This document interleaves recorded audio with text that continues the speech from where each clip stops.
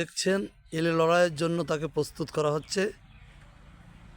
তার মালিক তাকে আদর করে দিচ্ছে। সকালবেলা দাঁড়িয়ে আছে রোদ্দুরের ভিতরে। কালুকে আপনার এক নজরে দেখুন। এই যে অপর সাইডটা তাকে দেখছেন। হ্যাঁ, তোমার গরুটার বয়স কত? আগে আসো আমাদের কাছে একটু। এই সবেমাত্র 6 দাঁতে ভাই। 6 দাঁতে, তাই তো? তো নাড়ই কি লাগাতে নিচ্ছ? হ্যাঁ 13 তারিখে যাবো মাঠে 13 খাদায়। 13 তারিখে যাবা? জি জি 13 খাদায়। 13 খোদায়। এর আগে কোথায় কোথায় গেছো? এর আগে আইডে গেছি, তারপরে আপনার মির্জাপুরি মাঠে 2 মাঠ লাগাইছি আমরা। তাই না?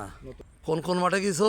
আগদের মাঠে গেছো? আগদের মাঠে গেছি, তারপরে আপনার এই আমাদের মির্জাপুরি মাঠে গেছি। কিছু ভালো করেছে, তাই না? হ্যাঁ ভালো রেজাল্ট করেছি। ভালো রেজাল্ট করেছে। সেই ফকির লাগে আইডিয়া, ফকির আছে তোমার? হ্যাঁ ফকির তো আছে, ফকির নালে তো আর ফকিরই লড়াই হয়। ফকিরি লড়াই। লড়াই হয়।